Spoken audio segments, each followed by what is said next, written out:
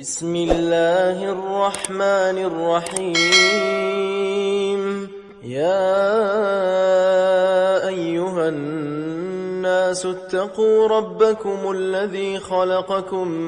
من نفس واحدة وخلق منها زوجها وبث منهما رجالا كثيرا ونساء واتقوا الله الذي تساءلون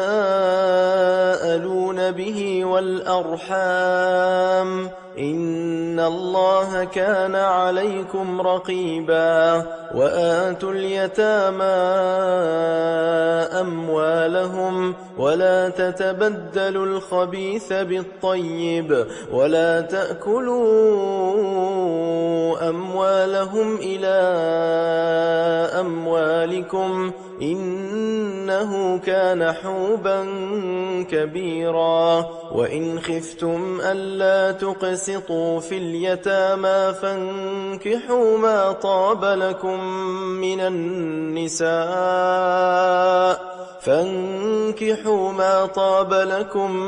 من النساء مثنى وثلاث ورباع، فإن خفتم ألا تعدلوا فواحدة أو ما ملكت أيمانكم ذلك أدنى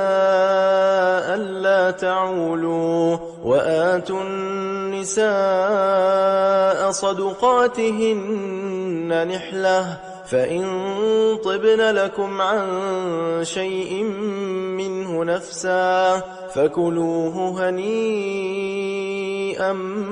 مريئا. ولا تؤتوا السفهاء أموالكم التي جعل الله لكم قياما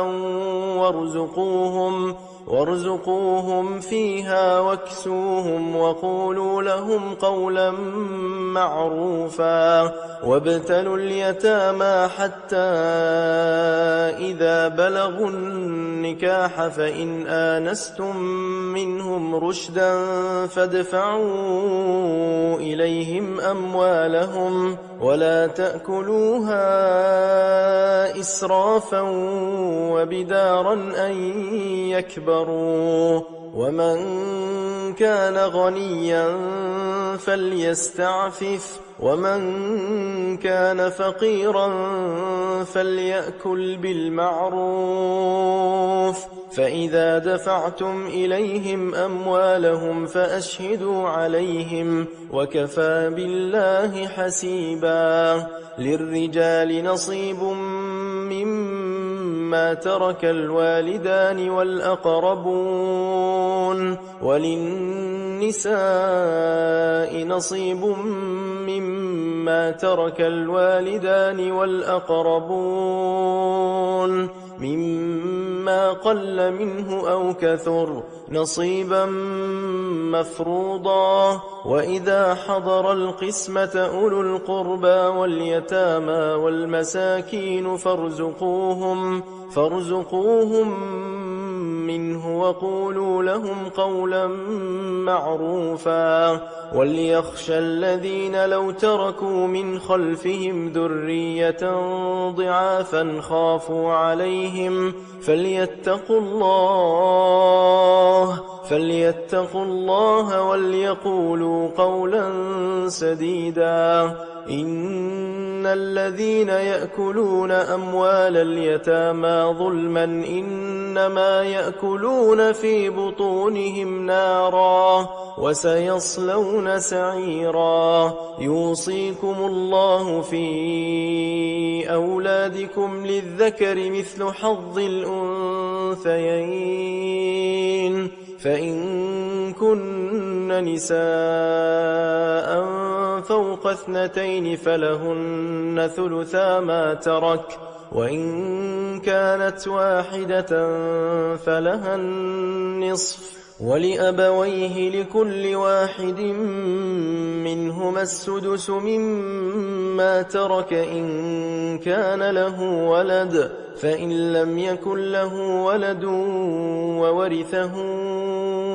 أبواه فلأمه الثلث، فإن كان له إخوة فلأمه السدس من بعد وصية يوصي بها أو دين. آباؤكم وأبناؤكم لا تدرون أيهم أقرب لكم نفعا فريضة من الله إن الله كان عليما حكيما.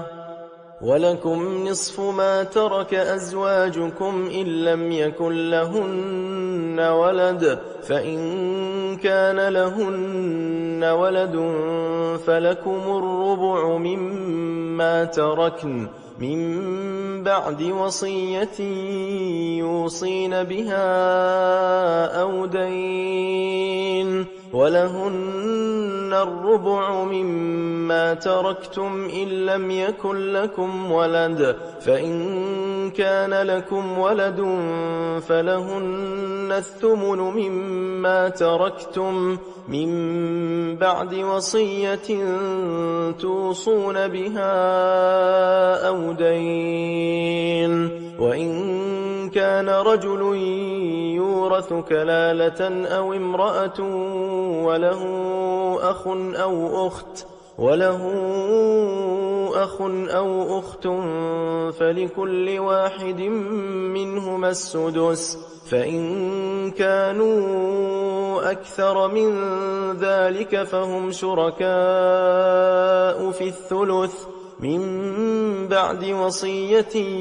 يوصى بها أو دين غير مضار وصية من الله والله عليم حليم.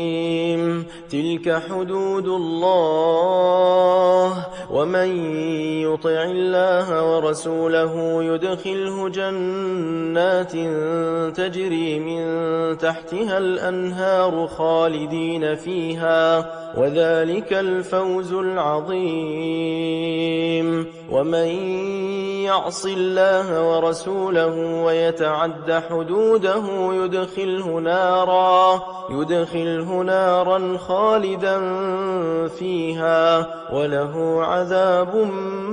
مهين. واللاتي يأتين الفاحشة من نسائكم فاستشهدوا عليهن 4 منكم فإن شهدوا فأمسكوهن في البيوت حتى يتوفاهن الموت أو يجعل الله لهن سبيلا. واللذان يأتيانها منكم فآذوهما فإن تابا وأصلحا فأعرضوا عنهما إن الله كان توابا رحيما. إنما التوبة على الله للذين يعملون السوء بجهالة ثم يتوبون من قريب فأولئك يتوب الله عليهم وكان الله عليما حكيما. وليست التوبة للذين يعملون السيئات حتى إذا حضر أحدهم الموت قال إني تبت الآن ولا الذين يموتون وهم كفار أولئك أعتدنا لهم عذابا أليما. يا أيها الذين آمنوا لا يحل لكم أن ترثوا النساء كرها ولا تعضلوهن لتذهبوا ببعض ما آتيتموهن إلا أن يأتين بفاحشة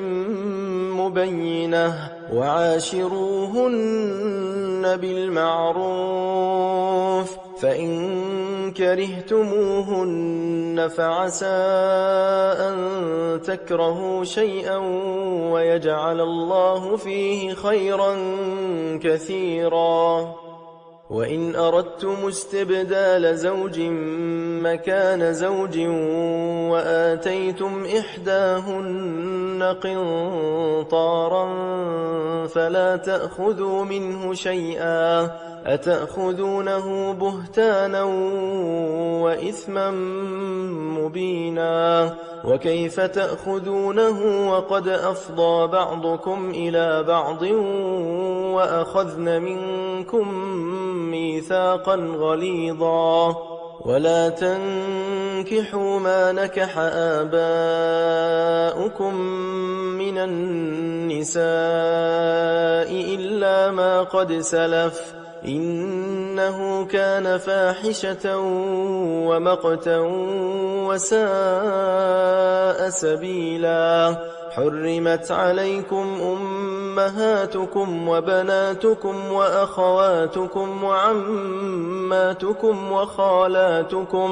وخالاتكم وبنات الأخ وبنات الأخت وأمهاتكم اللاتي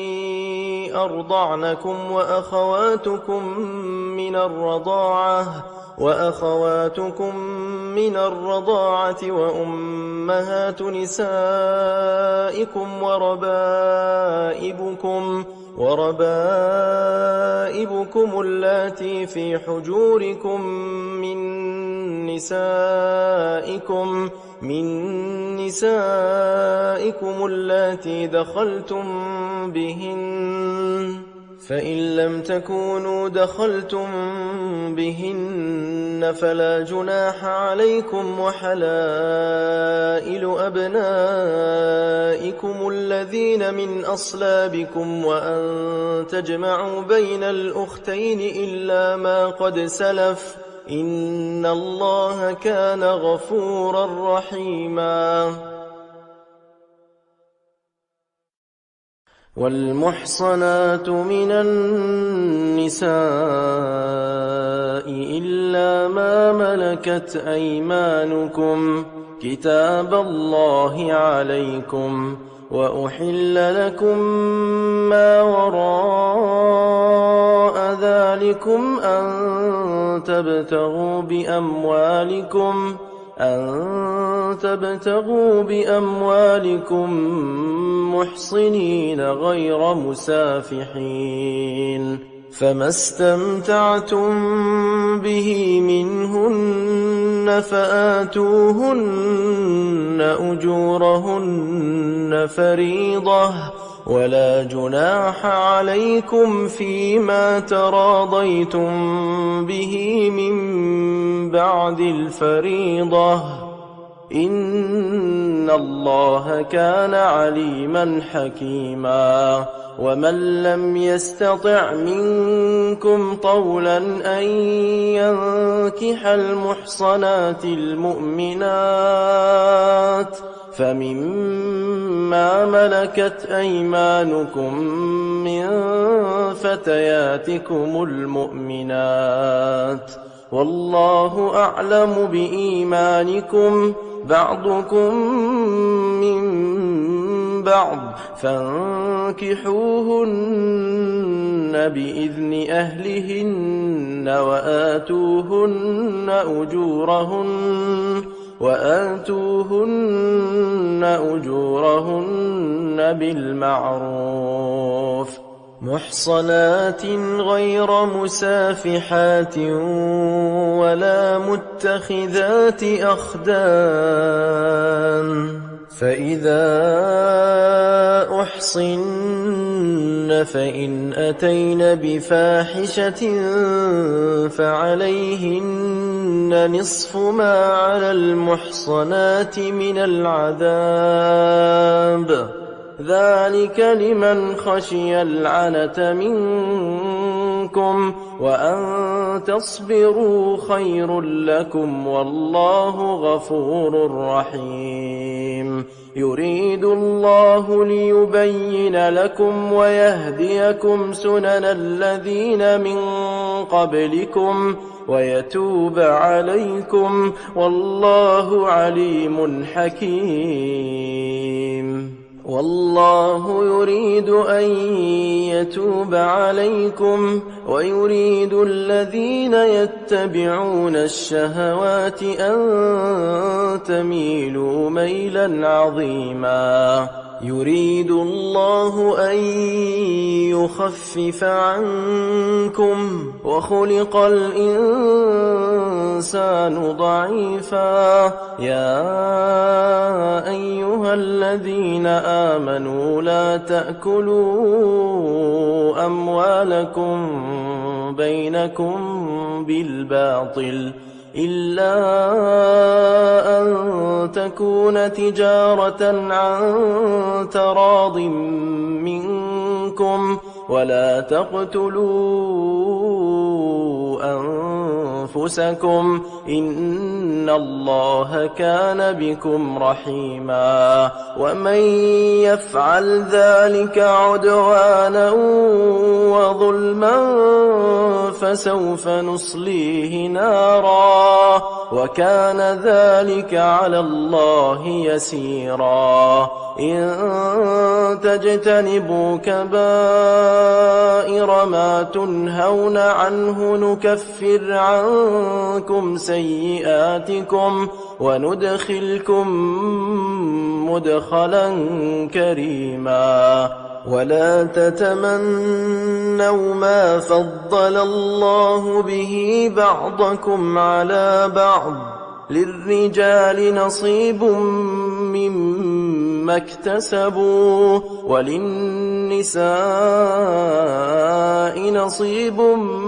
مما اكتسبن، واسألوا الله من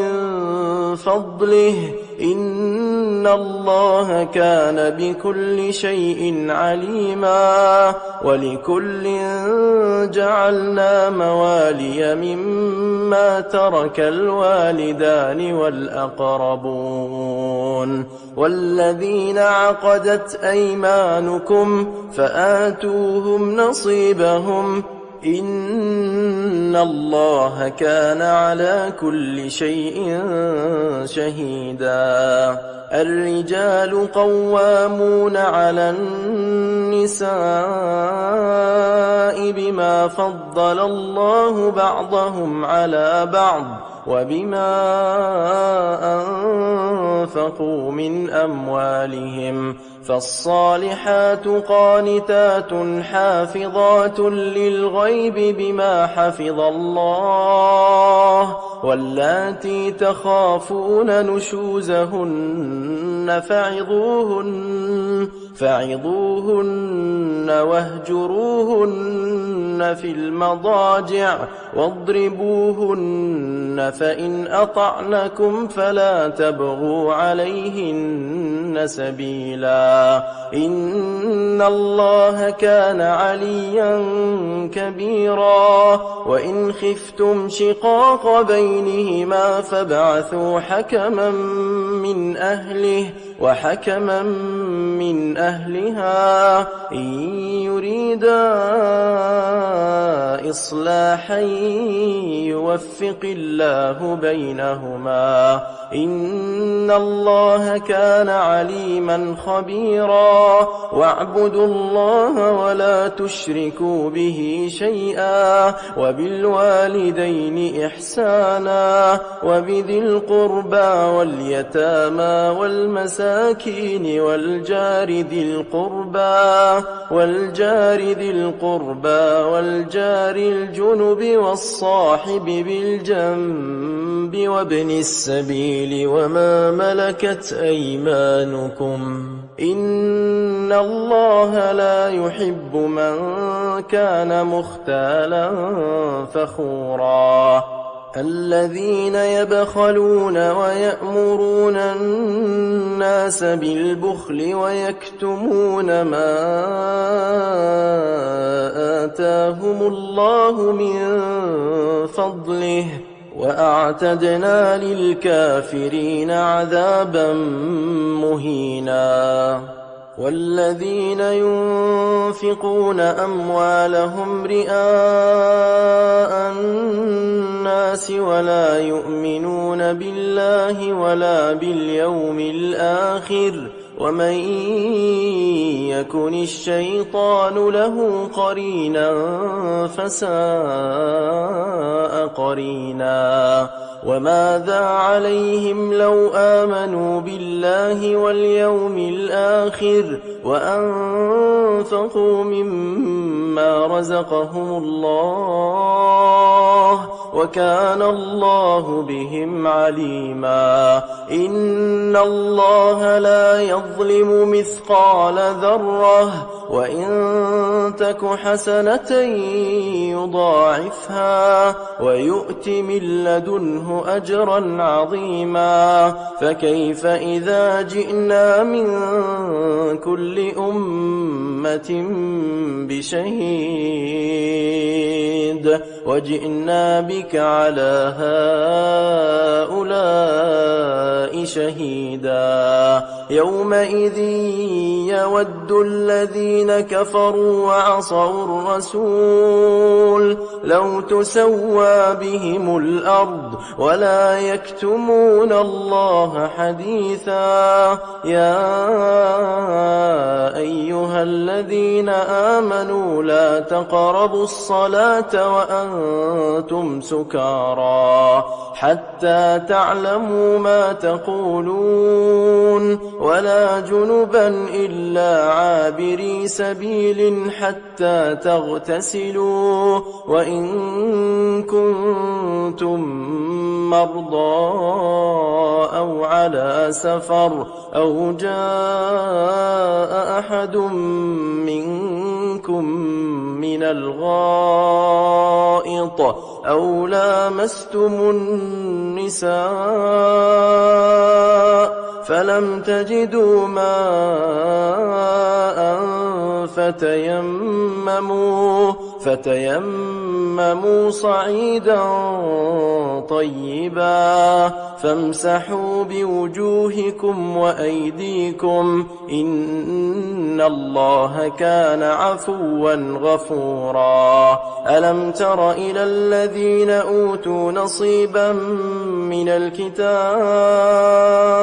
يشترون الضلالة ويريدون أن تضلوا السبيل والله أعلم بأعدائكم وكفى بالله وليا وكفى بالله نصيرا من الذين هادوا يحرفون الكلم عن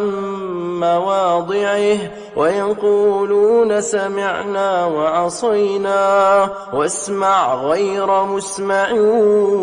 وراعنا ليا بألسنتهم وطعنا في الدين ولو أنهم قالوا سمعنا وأطعنا واسمع وانظرنا لكان خيرا لهم وأقوم ولكن لعنهم الله بكفرهم فلا يؤمنون إلا قليلا يا أيها الذين أوتوا الكتاب آمنوا بما نزلنا مصدقا لما معكم من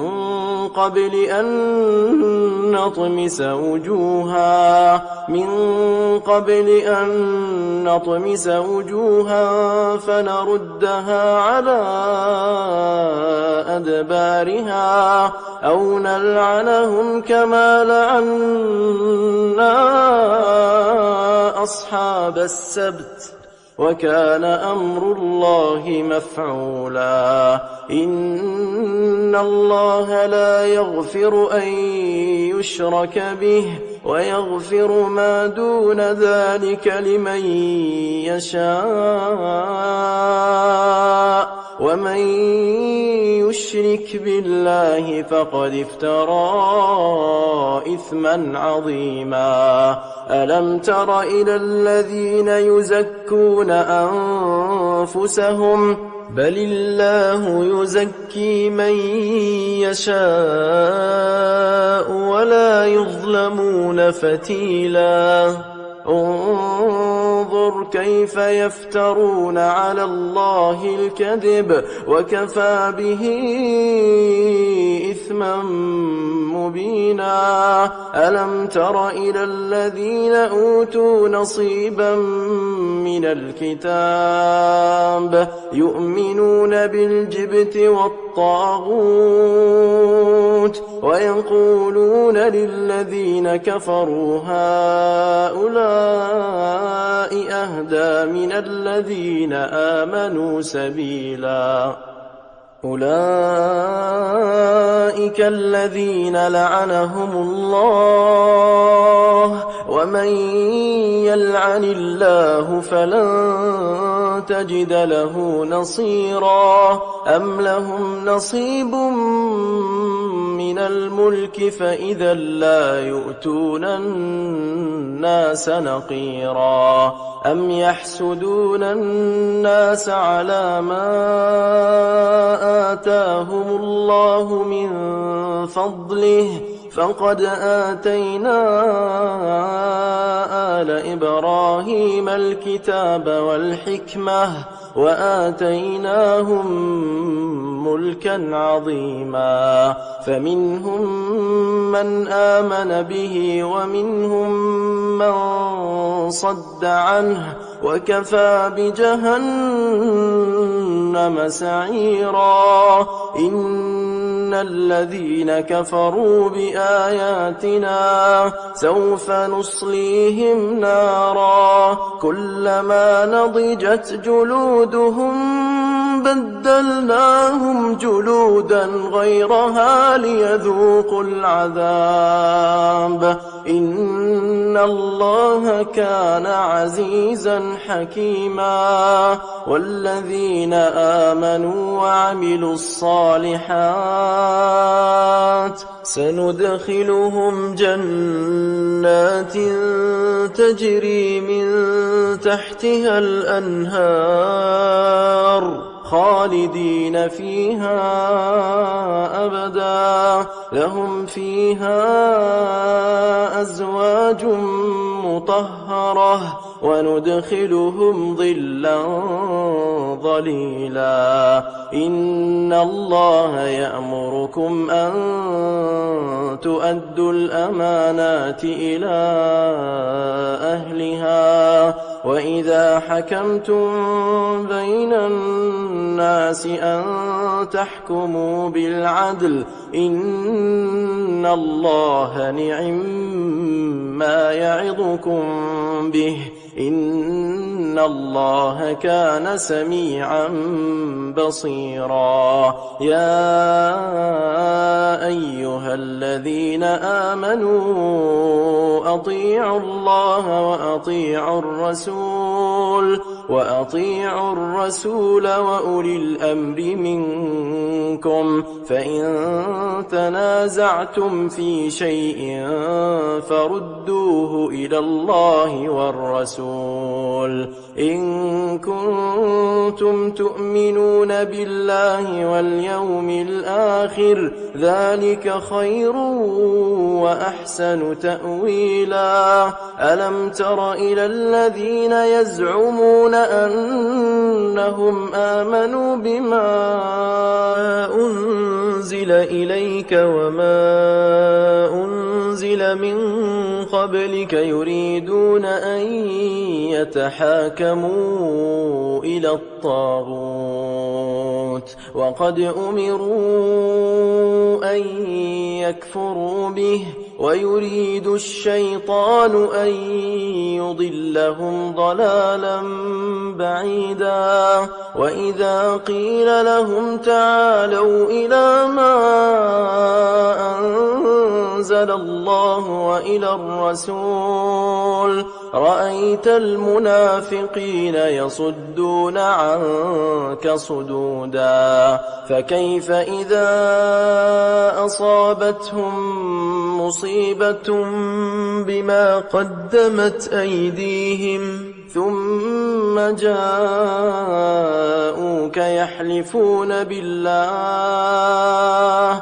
يحلفون بالله إن أردنا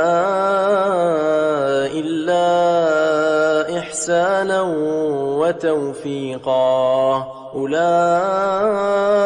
الذين يعلم الله ما في قلوبهم فأعرض عنهم وعظهم وقل لهم في أنفسهم قولا بليغا وما أرسلنا من رسول إلا ليطاع بإذن الله ولو أنهم إذ ظلموا أنفسهم جاءوك واستغفر لهم الرسول لوجدوا الله توابا رحيما فلا وربك لا يؤمنون حتى يحكموك فيما شجر بينهم ثم لا يجدوا في أنفسهم حرجا مما قضيت ويسلموا تسليما ولو أنا كتبنا عليهم أن اقتلوا أنفسكم أو اخرجوا من دياركم ما فعلوه إلا قليل منهم ولو أنهم فعلوا ما يوعظون به لكان خيرا لهم وأشد تثبيتا وإذا لآتيناهم من لدنا أجرا عظيما ولهديناهم صراطا مستقيما ومن يطع الله والرسول فأولئك مع الذين أنعم الله عليهم من النبيين والصديقين والشهداء والصالحين وحسن أولئك رفيقا ذلك الفضل من الله وكفى بالله عليما يا أيها الذين آمنوا خذوا حذركم فانفروا ثبات أو انفروا جميعا وإن منكم لمن ليبطئن فإن أصابتكم مصيبة قال قد أنعم الله علي إذ لم أكن معهم شهيدا ولئن أصابكم فضل من الله ليقولن كأن لم تكن بينكم وبينه مودة يا ليتني كنت معهم فأفوز فوزا عظيما فليقاتل في سبيل الله الذين يشرون الحياة الدنيا بالآخرة ومن يقاتل في سبيل الله فيقتل أو يغلب فسوف نؤتيه أجرا عظيما وما لكم لا تقاتلون في سبيل الله والمستضعفين من الرجال والنساء والولدان الذين يقولون ربنا أخرجنا من هذه القرية الظالم أهلها أهلها واجعل لنا من لدنك وليا واجعل لنا من لدنك نصيرا الذين آمنوا يقاتلون في سبيل الله والذين كفروا يقاتلون في سبيل الطاغوت فقاتلوا أولياء الشيطان إن كيد الشيطان كان ضعيفا ألم تر إلى الذين قيل لهم كفوا أيديكم وأقيموا الصلاة وآتوا الزكاة فلما كتب عليهم القتال إذا فريق منهم يخشون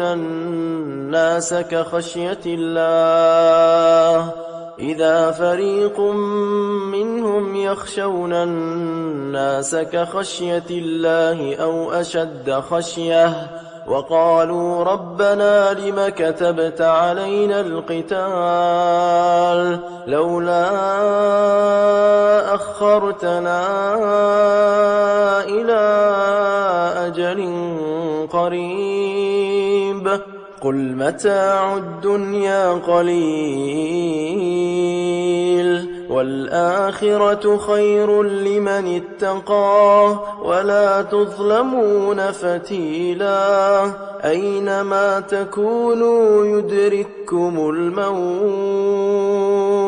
ولو كنتم في بروج مشيدة وإن تصبهم حسنة يقولوا هذه من عند الله وإن تصبهم سيئة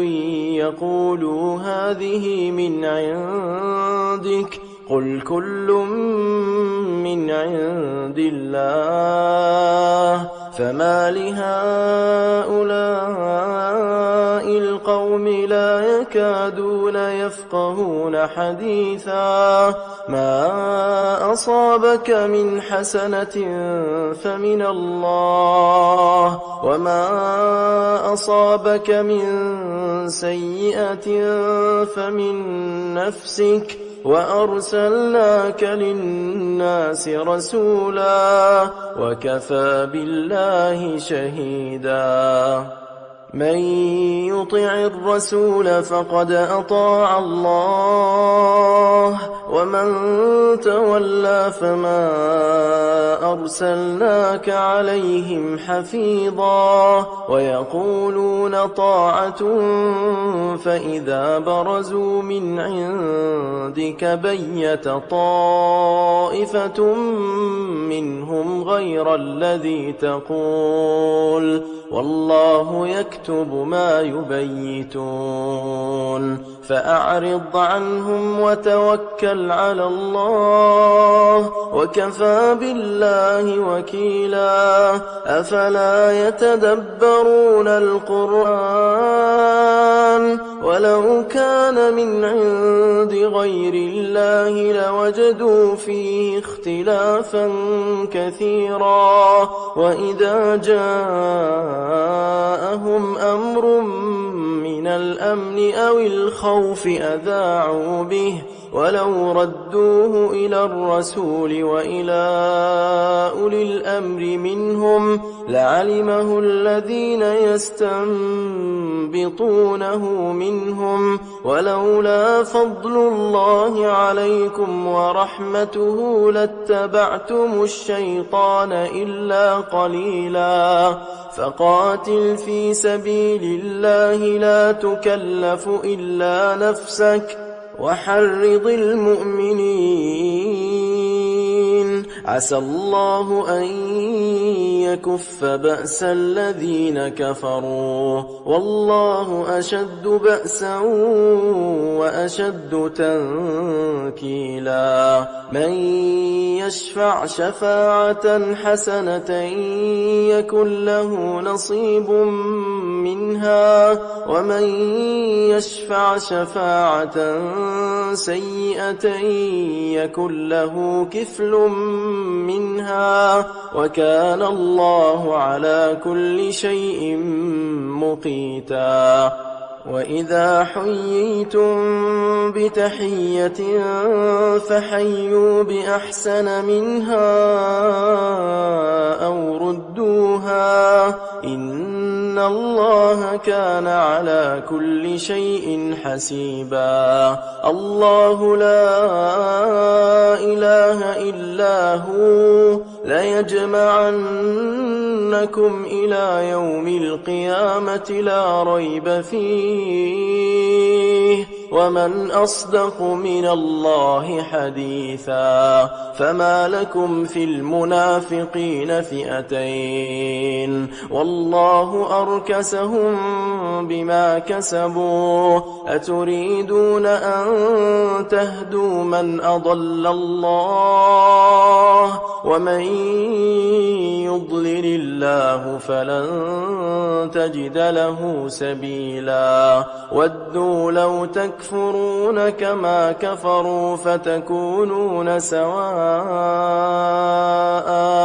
فلا تتخذوا منهم أولياء حتى يهاجروا في سبيل الله فإن تولوا فخذوهم واقتلوهم حيث وجدتموهم ولا تتخذوا منهم وليا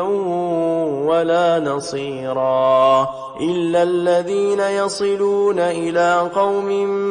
بينكم وبينهم ميثاق أو جاءوكم حصرت صدورهم أن يقاتلوكم أو يقاتلوا قومهم ولو شاء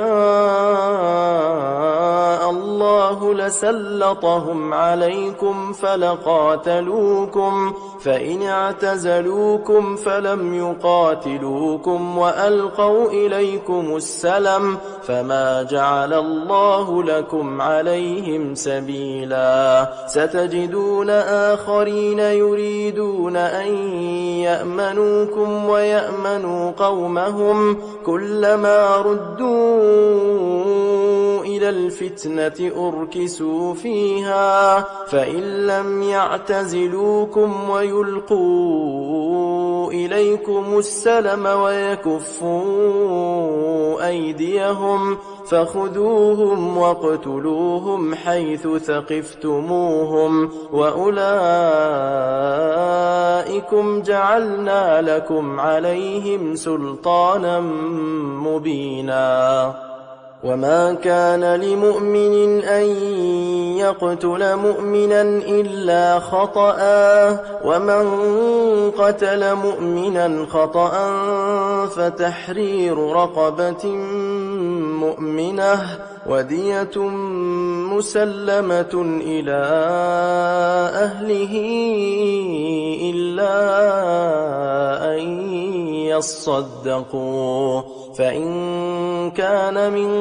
قوم عدو لكم وهو مؤمن فتحرير رقبة مؤمنة وإن كان من قوم بينكم وبينهم ميثاق فدية مسلمة إلى أهله وتحرير رقبة مؤمنة فمن لم يجد فصيام شهرين متتابعين توبة من الله وكان الله عليما حكيما ومن يقتل مؤمنا متعمدا فجزاؤه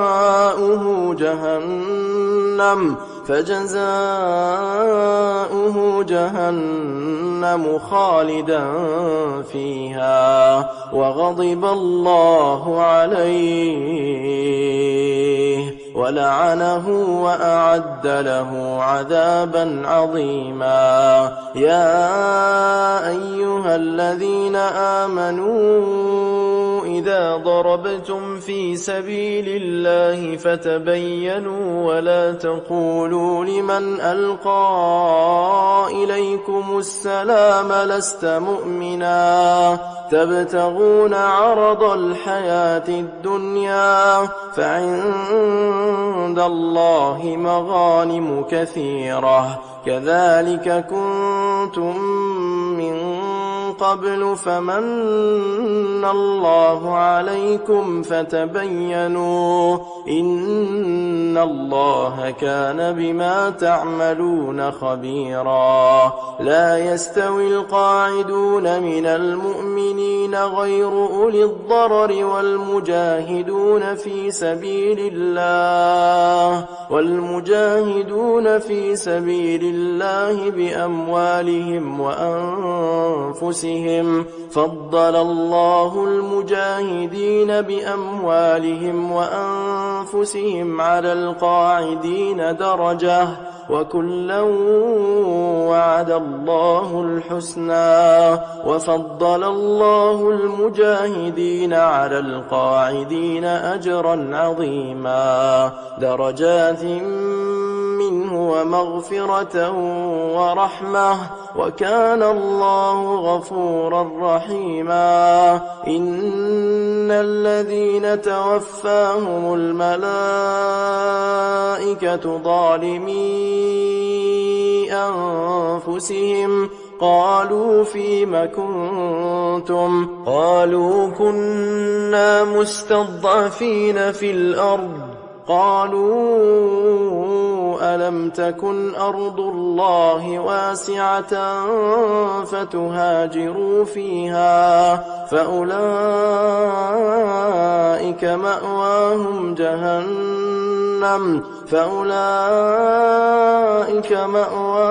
جهنم وساءت مصيرا. إلا المستضعفين من الرجال والنساء والولدان لا يستطيعون حيلة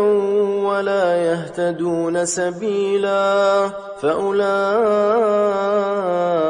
عسى الله أن يعفو عنهم وكان الله عفوا غفورا. ومن يهاجر في سبيل الله يجد في الأرض مراغما كثيرا وسعة ومن يخرج من بيته مهاجرا إلى الله ورسوله ثم يدركه الموت فقد وقع أجره على الله وكان الله غفورا رحيما. وإذا ضربتم في الأرض فليس عليكم جناح أن تقصروا من الصلاة إن خفتم أن يفتنكم الذين كفروا إن الكافرين كانوا لكم عدوا مبينا. وإذا كنت فيهم فأقمت لهم الصلاة فلتقم طائفة منهم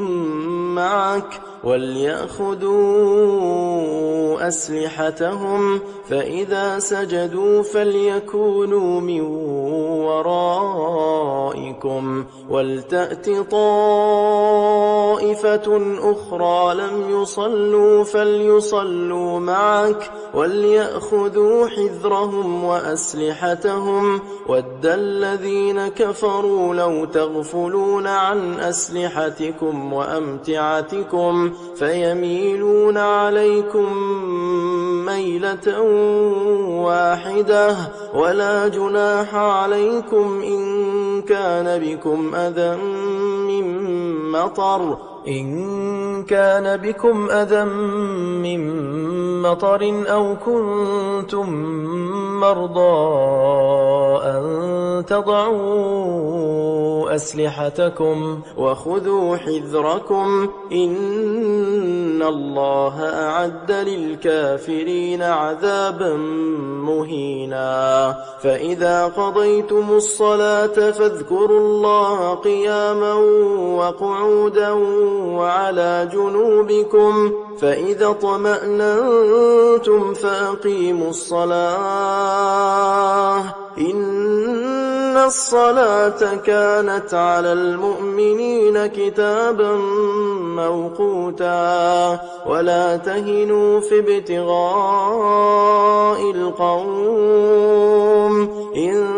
تكونوا تألمون فإنهم يألمون كما تألمون وترجون من الله ما لا يرجون وكان الله عليما حكيما إنا أنزلنا إليك الكتاب بالحق لتحكم بين الناس بما أراك الله ولا تكن للخائنين خصيما واستغفر الله إن الله كان غفورا رحيما ولا تجادل عن الذين يختانون أنفسهم إن الله لا يحب من كان خوانا أثيما يستخفون من الناس ولا يستخفون من الله وهو معهم إذ يبيتون ما لا يرضى من القول وكان الله بما يعملون محيطا ها أنتم هؤلاء جادلتم عنهم في الحياة الدنيا فمن يجادل الله عنهم يوم القيامة أم من يكون عليهم وكيلا ومن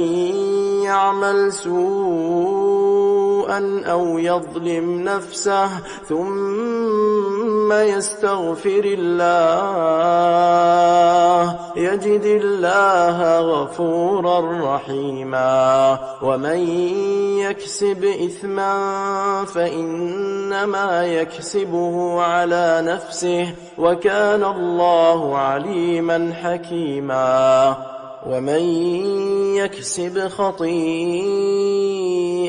أو إثما ثم يرم به بريئا فقد احتمل بهتانا وإثما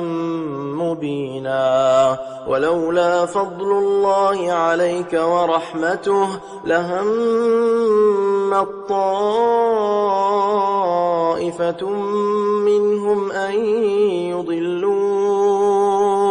وما يضلون إلا أنفسهم وما يضرونك من شيء وأنزل الله عليك الكتاب والحكمة وعلمك ما لم تكن تعلم وكان فضل الله عليك عظيما لا خير في كثير من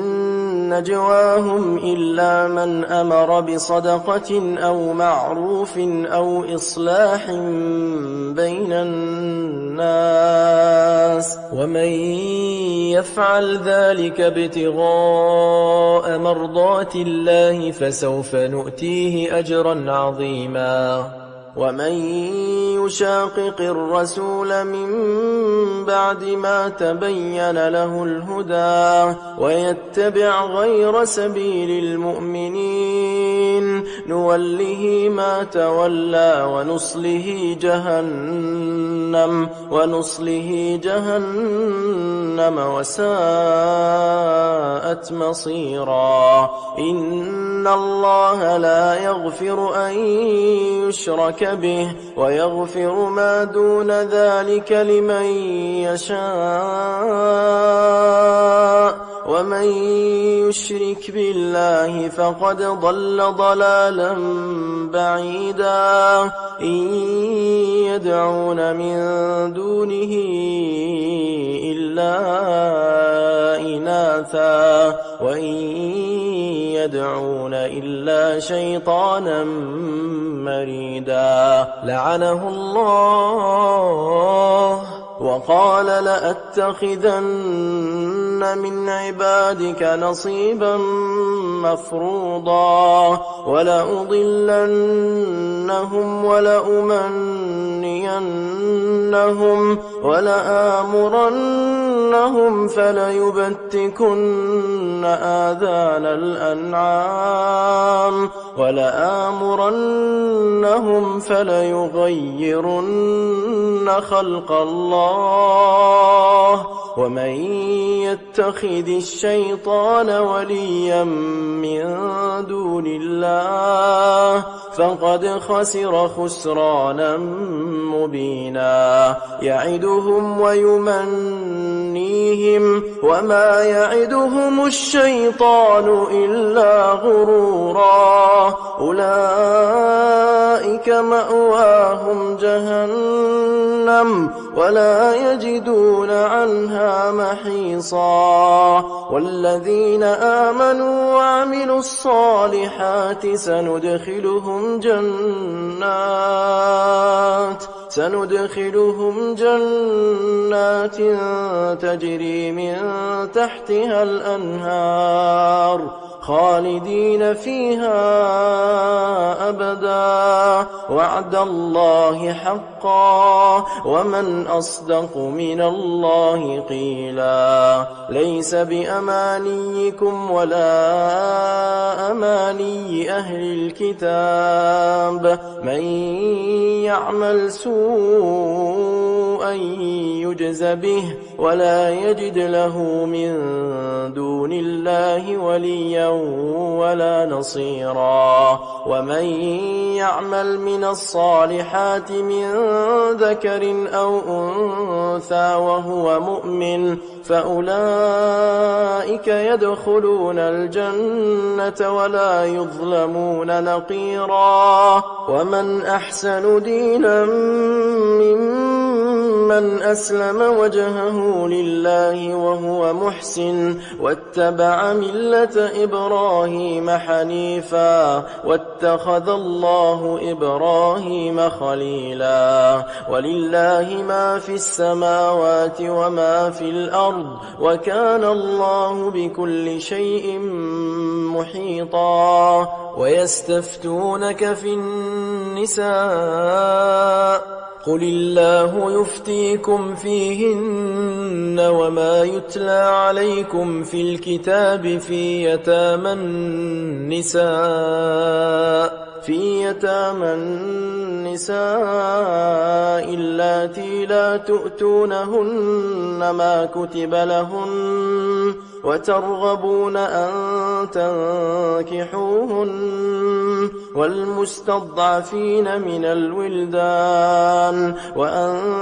تقوموا لليتامى بالقسط وما تفعلوا من خير فإن الله كان به عليما.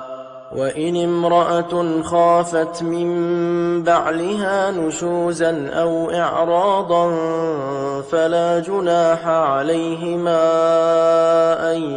يصلحا بينهما صلحا والصلح خير. وأحضرت الأنفس الشح وإن تحسنوا وتتقوا فإن الله كان بما تعملون خبيرا. ولن تستطيعوا أن تعدلوا بين النساء ولو حرصتم فلا تميلوا كل الميل فتذروها كالمعلقة. وإن تصلحوا وتتقوا فإن الله كان غفورا رحيما. وإن يتفرقا يغن الله كلا من سعته وكان الله واسعا حكيما. ولله ما في السماوات وما في الأرض ولقد وصينا الذين أوتوا الكتاب من قبلكم وإياكم أن اتقوا الله. وإن تكفروا فإن لله ما في السماوات وما في الأرض وكان الله غنيا حميدا. ولله ما في السماوات وما في الأرض وكفى بالله وكيلا. إن يشأ يذهبكم أيها الناس ويأت بآخرين وكان الله على ذلك قديرا. من كان يريد ثواب الدنيا فعند الله ثواب الدنيا والآخرة وكان الله سميعا بصيرا. يا أيها الذين آمنوا كونوا قوامين بالقسط شهداء لله ولو على أنفسكم أو الوالدين والأقربين إن يكن غنيا أو فقيرا فالله أولى بهما فلا تتبعوا الهوى أن تعدلوا. وإن تلووا أو تعرضوا فإن الله كان بما تعملون خبيرا. يا أيها الذين آمنوا بالله ورسوله والكتاب الذي نزل على رسوله والكتاب الذي أنزل من قبل ومن يكفر بالله وملائكته وكتبه ورسله واليوم الآخر فقد ضل ضلالا بعيدا. إن الذين آمنوا ثم كفروا ثم آمنوا ثم كفروا ثم ازدادوا كفرا لم يكن الله ليغفر لهم ولا ليهديهم سبيلا. بشر المنافقين بأن لهم عذابا أليما. الذين يتخذون الكافرين أولياء من دون المؤمنين أيبتغون عندهم العزة فإن العزة لله جميعا. وقد نزل عليكم في الكتاب أن إذا سمعتم آيات الله يكفر بها ويستهزأ بها فلا تقعدوا معهم حتى يخوضوا في حديث غيره إنكم إذا مثلهم. إن الله جامع المنافقين والكافرين في جهنم جميعا.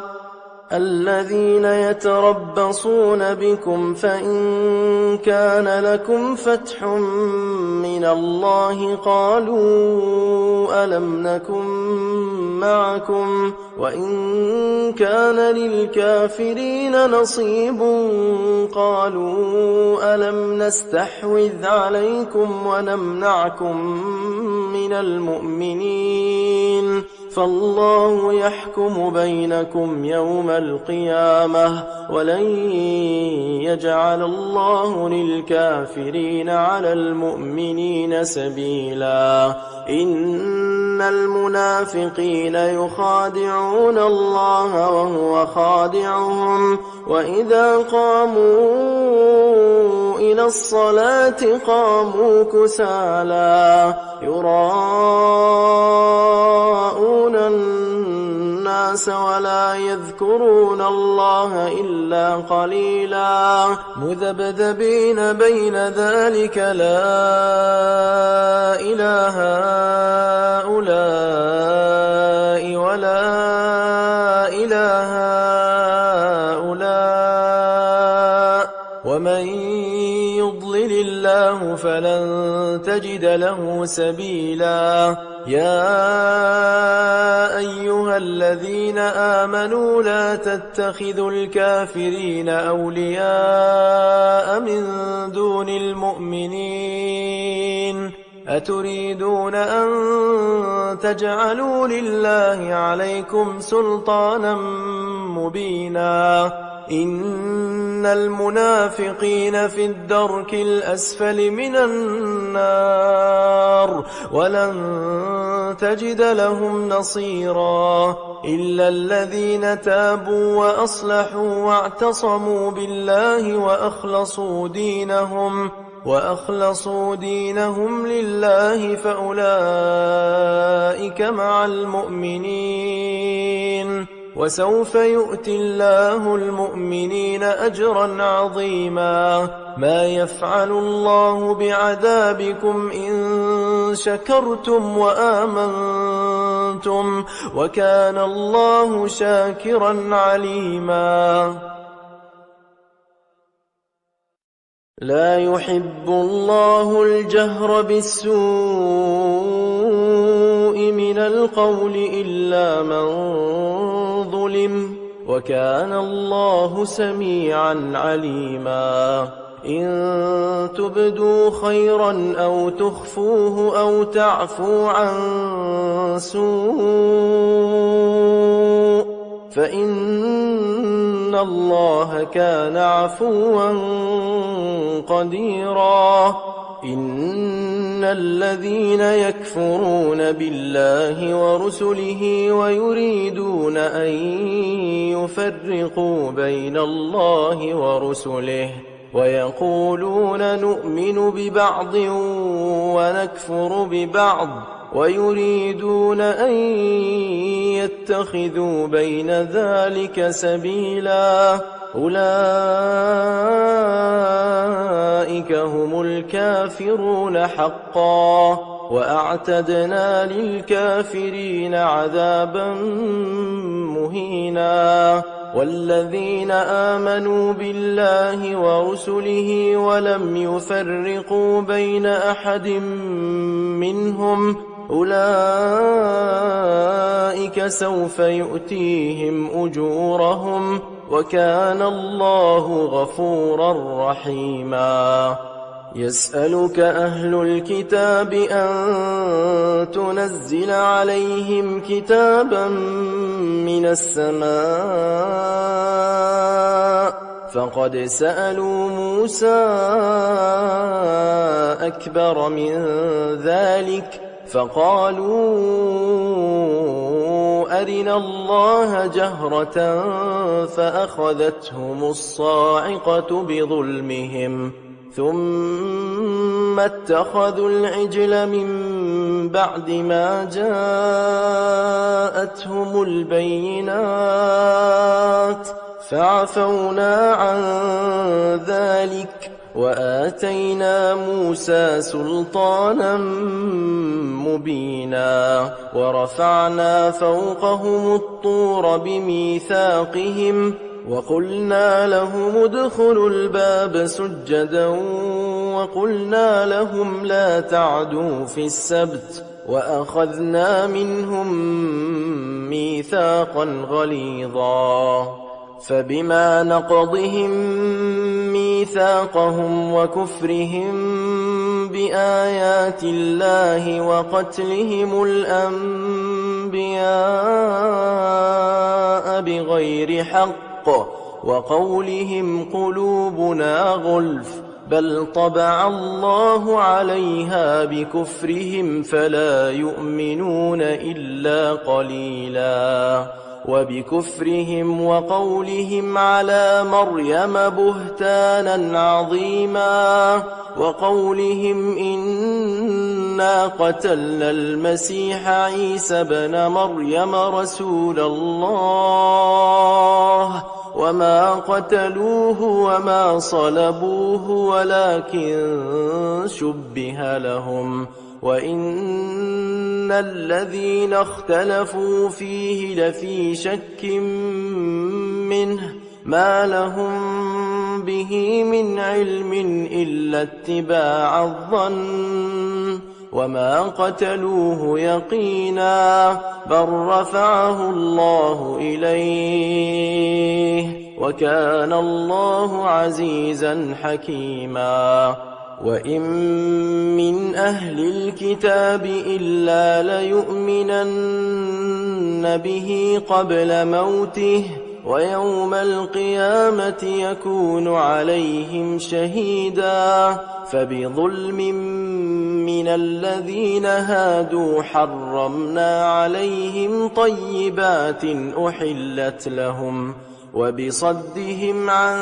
سبيل الله كثيرا وأخذهم الربا وقد نهوا عنه وأكلهم أموال الناس بالباطل وأعتدنا للكافرين منهم عذابا أليما لكن الراسخون في العلم منهم والمؤمنون يؤمنون بما أنزل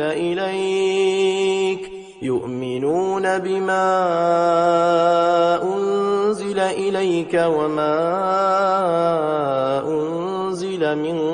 قبلك والمقيمين الصلاة والمؤتون الزكاة والمؤمنون بالله واليوم الآخر أولئك سنؤتيهم أجرا عظيما إنا أوحينا إليك كما أوحينا إلى نوح والنبيين من بعده وأوحينا إلى إبراهيم وإسماعيل وإسحاق ويعقوب والأسباط وعيسى وأيوب ويونس وهارون وسليمان وآتينا داود زبورا ورسلا قد قصصناهم عليك من قبل ورسلا لم نقصصهم عليك وكلم الله موسى تكليما رسلا مبشرين ومنذرين لئلا يكون للناس على الله حجة بعد الرسل وكان الله عزيزا حكيما لكن الله يشهد بما أنزل إليك أنزله بعلمه والملائكة يشهدون وكفى بالله شهيدا إن الذين كفروا وصدوا عن سبيل الله قد ضلوا ضلالا بعيدا إن الذين كفروا وظلموا لم يكن الله ليغفر لهم ولا ليهديهم طريقا إلا طريق جهنم جهنم خالدين فيها أبدا وكان ذلك على الله يسيرا. يا أيها الناس قد جاءكم الرسول بالحق من ربكم فآمنوا خيرا لكم وإن تكفروا فإن لله ما في السماوات والأرض وكان الله عليما حكيما. يا أهل الكتاب لا تغلوا في دينكم ولا تقولوا على الله إلا الحق إنما المسيح عيسى بن مريم رسول الله وكلمته ألقاها إلى مريم وروح منه فآمنوا بالله ورسله ولا تقولوا ثلاثة انتهوا خيرا لكم إنما الله إله واحد سبحانه أن يكون له ولد له ما في السماوات وما في الأرض وكفى بالله وكيلا. لن يستنكف المسيح أن يكون عبدا لله ولا الملائكة المقربون ومن يستنكف عن عبادته ويستكبر فسيحشرهم إليه جميعا. فأما الذين آمنوا وعملوا الصالحات فيوفيهم أجورهم ويزيدهم من فضله وأما الذين استنكفوا واستكبروا فيعذبهم عذابا أليما ولا يجدون لهم من دون الله وليا ولا نصيرا. يا أيها الناس قد جاءكم برهان من ربكم وأنزلنا إليكم نورا مبينا. فأما الذين آمنوا بالله واعتصموا به فسيدخلهم في رحمة منه وفضل ويهديهم إليه صراطا مستقيما. يستفتونك قل الله يفتيكم في الكلالة إن امرؤ هلك ليس له ولد وله أخت فلها نصف ما ترك وهو يرثها إن لم يكن لها ولد فإن كانت اثنتين فلهما الثلثان مما ترك وإن كانوا إخوة رجالا ونساء فللذكر مثل حظ الأنثيين يبين الله لكم أن تضلوا والله بكل شيء عليم.